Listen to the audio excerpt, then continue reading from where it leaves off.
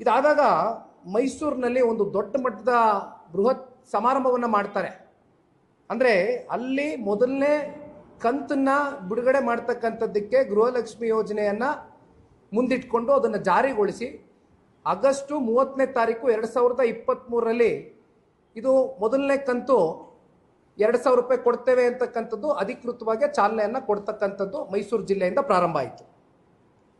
ಈಗ ಇಲ್ಲಿ ಪ್ರಶ್ನೆ ಇರ್ತಕ್ಕಂಥದ್ದು 2023 ಮತ್ತು 24ರ ಸಾಲು ಆಗಸ್ಟ್ ತಿಂಗಳಲ್ಲಿ ಶುರುವಾದಂಥದ್ದು. ನಮ್ಮ ಫೈನಾನ್ಷಿಯಲ್ ಇಯರ್ ಎಂಡ್ ಅಂದರೆ ನಾವು ಮಾರ್ಚ್ವರೆಗೂ ಭಾವಿಸ್ತೇವೆ. ಸೊ ಆಗಸ್ಟ್ರಿಂದ ಮಾರ್ಚು ಅಂತಕ್ಕಂಥದ್ದನ್ನ ನಾವು ಲೆಕ್ಕಾಚಾರ ಮಾಡಿ ಹೇಳ್ತಕ್ಕಂಥದ್ದಾದರೆ ಸರಿ ಸುಮಾರು 8 ತಿಂಗಳು ಮೊದಲನೇ ವರ್ಷ, ಅಂದರೆ 8 ಕಂತು ಪೇಮೆಂಟ್ ಕೊಟ್ಟಿದ್ದಾರೆ. ನಮ್ದೇನು ತಕರಾರಿಲ್ಲ, ಪೇಮೆಂಟ್ ಹೋಗಿದೆ ಅಂತಕ್ಕಂಥದ್ದು ನಮ್ಮ ಗಮನಕ್ಕೆ ಬಂದಿರತಕ್ಕಂಥ ವಿಚಾರ. ಇಲ್ಲಿ ನಮ್ಮ ತಕರಾರು ನಾವೆಲ್ಲಿ ರೈಸ್ ಮಾಡ್ತಾ ಇದ್ದೀವಿ ಜನರ ಪರವಾಗಿ ಅಂದರೆ 2024 ಮತ್ತು 25ರ ಸಾಲು ಆರ್ಥಿಕ ವರ್ಷ.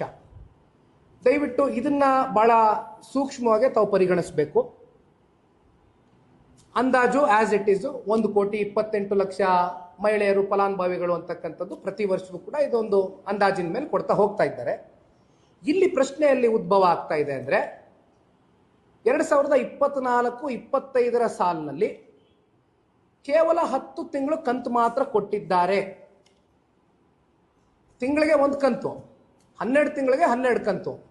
12 ಕಂತು ಕೊಡುವಂಥ ಕಡೆ ಸಾಲು 2024-25ರಲ್ಲಿ ಫೆಬ್ರವರಿ ಮತ್ತು ಮಾರ್ಚ್, ದಯವಿಟ್ಟು ನೋಟ್ ಮಾಡ್ಕೊಳ್ಳಿ, ಫೆಬ್ರವರಿ ತಿಂಗಳು ಮತ್ತು ಮಾರ್ಚ್ ತಿಂಗಳು, ಇವೆರಡೂ ತಿಂಗಳ ಹಣಕಾಸು ಹೆಚ್ಚು ಕಮ್ಮಿ ಸರಿಸುಮಾರು 5,000 ಕೋಟಿಯಷ್ಟು 2 ತಿಂಗಳ ಹಣಕಾಸು ಗೃಹಲಕ್ಷ್ಮಿ ಯೋಜನೆ ಹೆಣ್ಣು ಮಕ್ಕಳ ಖಾತೆಗಳಿಗೆ ಜಮಾ ಆಗಲಿಲ್ಲ. 2024-25 10 ತಿಂಗಳು ಕಂತು ಕೊಟ್ಟಿರೋದು. ಅಲ್ಲಿಂದ ಮುಂದೆ ಹೋಗ್ತೀನಿ. ಎಸ್, ಬಹಳ ಮುಖ್ಯವಾದಂಥ ವಿಚಾರ ಏನಂದರೆ ಬಡ್ಜೆಟ್ನಲ್ಲಿ ಪ್ರಾವಿಷನ್ ಅನ್ನು ತೋರಿಸ್ಕೊಂಡಿದ್ದಾರೆ. ಆದರೆ ಈ ಬಡ್ಜೆಟ್ನ ಪ್ರಾವಿಷನ್ನ ತೋರಿಸ್ಕೊಂಡಿಯೂ ಕೂಡ ಹಣಕಾಸು 5,000 ಕೋಟಿ ತಲುಪಿಲ್ಲ. ಅಂದರೆ ಐದರ್ ನೀವು ಇದನ್ನ ಕ್ಯಾರಿ ಫಾರ್ವರ್ಡ್ ಮಾಡಿರಬೇಕು, ಇಲ್ಲ ಅಂತ ಹೇಳಿದ್ರೆ ಯಾವಾಗ ಕೊಡ್ತೀವಿ ಅನ್ನೋದಾದರೂ ಹೇಳಬೇಕು, ಅಥವಾ ಈ 5,000 ಕೋಟಿ ಬೇರೆ ಇನ್ಯಾವುದಾದ್ರೂ ಇಲಾಖೆಗೆ ಏನಾದರೂ ವರ್ಗಾವಣೆ ಮಾಡ್ಕೊಂಡಿದ್ದೀರಾ, ಕ್ಯಾಬಿನೆಟ್ಟಲ್ಲಿ ಏನಾದರೂ ಮುನ್ನೆಲೆಗೆ ಬಂದು ಇದೇನಾದ್ರು ಚರ್ಚೆ ಮಾಡ್ಕೊಂಡಾಗಿದೆಯಾ, ಇದಿಷ್ಟು ವಿಚಾರದ ಬಗ್ಗೆ ಸರ್ಕಾರ ದಯಮಾಡಿ ನಮ್ಗೆ ಉತ್ತರ ಕೊಡಬೇಕು. ಇಲ್ಲಿಂದ ಹಾಗೆ ನಾನು ಇನ್ನೊಂದಿಷ್ಟು ವಿವರಗಳನ್ನ ತಿಳಿಸ್ಲಿಕ್ಕೆ ಬಯಸ್ತೇನೆ. 2024-25ನೇ ಸಾಲಿನ ಆರ್ಥಿಕ ಲೆಕ್ಕಾಚಾರದ ವಸ್ತುಸ್ಥಿತಿ ವಿವರಗಳು. ಆರ್ಥಿಕ ಲೆಕ್ಕಾಚಾರದ ಪ್ರಕಾರ ಒಂದು ವರ್ಷಕ್ಕೆ 28,000 ಕೋಟಿ, 28,500 ಕೋಟಿ, ಸ್ಪೆಸಿಫಿಕಲಿ ಹೇಳೋದಾದರೆ 28,608.40 lakhs ಇಲ್ಲಿವರೆಗೂ ಇಷ್ಟು ಸರ್ಕಾರ ಕೊಡಬೇಕಾಗಿತ್ತು. ಆದರೆ 10 ತಿಂಗಳು ಖರ್ಚಾದ ವಾಸ್ತವ ಮೊತ್ತ 23,000 ಕೋಟಿ.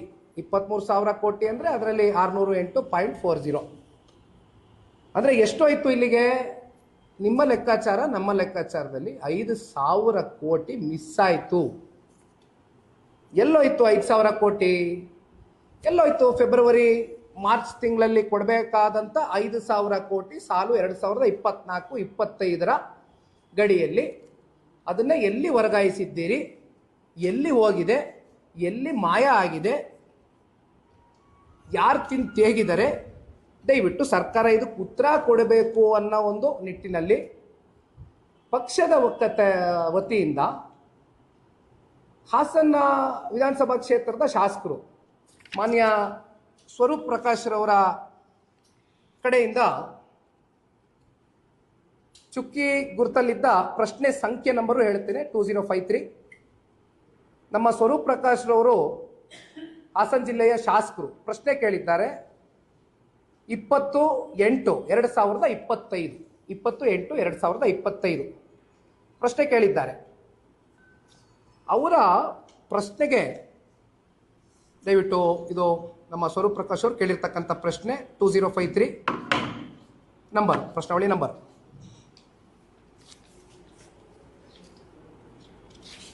ಕೊನೆಗೆ ಉತ್ತರ ನೀಡಿದ್ರು ಮಾನ್ಯ ಮಹಿಳಾ ಮತ್ತು ಮಕ್ಕಳ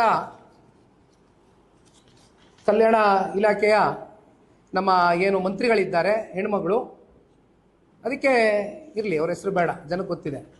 ಉತ್ತರ ನೀಡಿದ್ರು. ಉತ್ತರ ಏನಂತ ನೀಡ್ತಾರೆ? ಲಿಖಿತ ಉತ್ತರ ಸರ್ಕಾರ ಕೊಡುತ್ತೆ. ಯೋಜನೆ ಆರಂಭವಾಗದಿನಿಂದನೂ ಜೂನ್ 2025 ಒಟ್ಟು 21 ಕಂತುಗಳು. ದಯವಿಟ್ಟು ಇದು ನೋಟ್ ಮಾಡ್ಕೊಳ್ಳಿ ಈ ಪಾಯಿಂಟು. ಅವ್ರ ಕಡೆಯಿಂದ ಲಿಖಿತ ಉತ್ತರ ಬಂದಿರೋದು, ಮಂತ್ರಿಗಳ ಕಡೆಯಿಂದ, ಸರ್ಕಾರದ ಕಡೆಯಿಂದ. 21 ಕಂತುಗಳು ಜೂನ್ 25 ಹಣ ಬಿಡುಗಡೆ ಮಾಡಲಾಗಿದೆ ಎಂದು ಸರ್ಕಾರ ಜಿಲ್ಲಾವಾರು ಅಂಕಿ ಅಂಶಗಳು ಅನುಬಂಧ 1 ಮತ್ತು 2 ಸಮೇತ ಲಿಖಿತ ಉತ್ತರ ನೀಡಿತು. ಎಷ್ಟು? 21 ಕಂತು ಕೊಟ್ಟಿದ್ದೀವಿ ಅಂತ ಹೇಳ್ತದೆ ಸರ್ಕಾರ ಲಿಖಿತ ಉತ್ತರದಲ್ಲಿ. ಫ್ಲೋರ್ ಆಫ್ ದ ಹೌಸಲ್ಲಿ, ಎಸ್, ಫ್ಲೋರ್ ಆಫ್ ದ ಹೌಸಲ್ಲಿ. ಆದರೆ ಈ ಅಧಿಕೃತ ದಾಖಲೆಯನ್ನು ಸೂಕ್ಷ್ಮವಾಗಿ ವಿಶ್ಲೇಷಣೆ ಮಾಡಿದಾಗ ಸರ್ಕಾರದ ಅಸಲಿ ಕಳ್ಳಾಟ ಬಯಲಿಗೆ ಬರುತ್ತೆ. ಯೋಜನೆ ಆರಂಭವಾದ 2023-24 ಸಾಲಿನಲ್ಲಿ 8 ಕಂತುಗಳು ನೀಡಿದ್ದು ಸರ್ಕಾರ. Okay, we are not having any issues about it, ನಮ್ದೇನು ತಕರಾರಿಲ್ಲ. ಆ ನಂತರದ ತಕರಾರು ಇರ್ತಕ್ಕಂಥದ್ದು, ಇಶ್ಯೂ ರೇಸ್ ಆಗಿರ್ತಕ್ಕಂಥದ್ದು 2024-25 ಸಾಲಿನಲ್ಲಿ ವಿತರಿಸಿರುವುದು ಕೇವಲ 10 ತಿಂಗಳ ಕಂತು ಮಾತ್ರ. ಸೊ ಅಲ್ಲಿಗೆ ಅವ್ರು ಹೇಳಿದ್ದೇನು, 21 ತಿಂಗಳು ಕಂತು ಕೊಟ್ಟಿದ್ದೇವೆ ಅಂತಕ್ಕಂಥದ್ದು ಲಿಖಿತ ಉತ್ತರದ ಮೂಲಕ ಸರ್ಕಾರ ಕೊಟ್ಟಿರ್ತಕ್ಕಂಥ ಆನ್ಸರ್. ಬಟ್ ಆದರೆ ಇಲ್ಲಿ ಮಿಸ್ ಆಗಿರ್ತಕ್ಕಂಥ ಆ 2 ತಿಂಗಳು ಕಂತನ್ನ ಅವ್ರು ಹೇಳ್ದಿರ ಅದನ್ನ ಒಳಗಡೆನೆ ಮುಚ್ಚಿಟ್ಕೊಂಡು ಫ್ಲೋರ್ ಆಫ್ ದ ಹೌಸಲ್ಲಿ, ಸದನದ ಒಳಗಡೆ ನಿಂತ್ಕೊಂಡು ಕನ್ಸರ್ನ್ಡ್ ಮಿನಿಸ್ಟರು, ಸರ್ಕಾರ ಇದು ಸುಳ್ಳನ್ನ ಹೇಳಿರ್ತಕ್ಕಂಥದ್ದು. ಬಹುಶಃ ಈ ನಾಡಿನ ಹೆಣ್ಮಕ್ಳಾಗ್ಲಿ ತೆರಿಗೆದಾರರಾಗ್ಲಿ ಯಾರು ಕೂಡ ಇದನ್ನ ಕ್ಷಮಿಸ್ತಕ್ಕಂಥ ಒಂದು ವಿಚಾರ ಅಲ್ಲ. ಕಾರಣ ಇದು 1 ರೂಪಾಯಿ ಅಲ್ಲ, 2 ರೂಪಾಯಿ ಅಲ್ಲ, 5,000 ಕೋಟಿಯಷ್ಟು ಮಿಸ್ಮ್ಯಾನೇಜ್ಮೆಂಟ್ ಆಗಿದೆ. It's A huge amount. ಇದಾದ ನಂತರ ಬೆಳಗಾವಿಯಲ್ಲಿ ಅಧಿವೇಶನ ನಡೆಯುತ್ತೆ, ತಮಗೆ ಗೊತ್ತಿದೆ. ಬೆಳಗಾವಿ ಅಧಿವೇಶನದಲ್ಲೂ ಕೂಡ ಇಶ್ಯೂ ರೇಸ್ ಆಗುತ್ತೆ. ಇಶ್ಯೂ ರೇಸ್ ಮಾಡಿದಂಥದ್ದು ವಿರೋಧ ಪಕ್ಷದ ನಾಯಕರು ಕೂಡ ಇದ್ದರು ಸದನದಲ್ಲಿ, ಅವರು ಕೂಡ ಚರ್ಚೆ ಮಾಡಿದ್ರು. ಅವ್ರ ಜೊತೆಯಲ್ಲಿ ನಮ್ಮ ಮಿತ್ರ ಪಕ್ಷದ ಭಾರತೀಯ ಜನತಾ ಪಾರ್ಟಿಯ ನಮ್ಮ ಮಹೇಶ್ ತೆಂಗಿನಕಾಯಿ ಅವರು, ಅವ್ರಿಗೆ ಈ ಸಂದರ್ಭದಲ್ಲಿ ನಾನು ಅಭಿನಂದನೆ ಸಲ್ಲಿಸಲಿಕ್ಕೆ ಬಯಸ್ತೇನೆ. ಅವರಲ್ಲಿ ಇದ್ದಂಥ ಕೆಲವೊಂದಷ್ಟು ರಾಜ್ಯದ ಹೆಣ್ಮಕ್ಳ ಪರವಾದಂಥ ಅನುಮಾನಗಳು ಏನು ಕಾಡ್ತಾ ಇತ್ತು, ಅವರು ಪ್ರಶ್ನೆಯನ್ನ ಕೇಳ್ತಾರೆ. ಕೊಡಿ ಅಣ್ಣ ಅವ್ರದ್ದು ಒಂದು.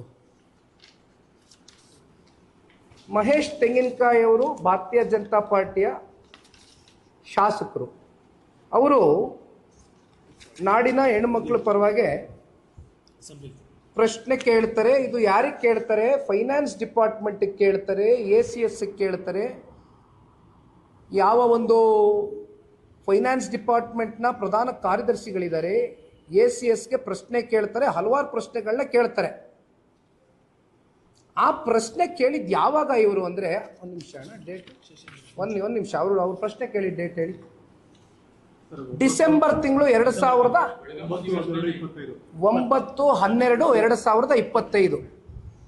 ಈಗ ನಾವೆಲ್ಲಿ ಬಂದು ನಿಂತಿದ್ದೀವಿ? ಹೆಚ್ಚು ಕಮ್ಮಿ 5.5 ತಿಂಗಳವರೆಗೂ ನಾವು ಬಂದು ಮುಂದೆ ದಾಟಿದ್ದೀವಿ. ಪ್ರಶ್ನೆ ಯಾವಾಗ ಕೇಳಿದ್ರು? ಕಳೆದ ವರ್ಷ ಡಿಸೆಂಬರ್ ತಿಂಗಳಲ್ಲಿ ಮಹೇಶ್ ತೆಂಗಿನಕಾಯಿ ಅವರು ಪ್ರಶ್ನೆಯನ್ನು ಕೇಳ್ತಾರೆ.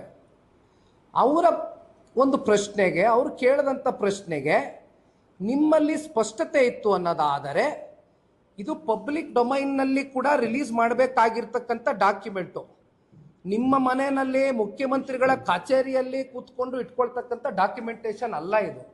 ಯಾತಕ್ಕೋಸ್ಕರ ಫ್ರಮ್ ದ ಪಾಸ್ಟ್ 5.5 months ನೀವು ಯಾತಕ್ಕೋಸ್ಕರ ಇದನ್ನ ಮುಚ್ಚಿಟ್ಕೊಂಡಿದ್ದೀರಿ? ಯಾತಕ್ಕೋಸ್ಕರ ಸರ್ಕಾರದ ಆ ಇಲಾಖೆಯ ಅಧಿಕಾರಿಗಳು ಮಾನ್ಯ ಮುಖ್ಯಮಂತ್ರಿಗಳ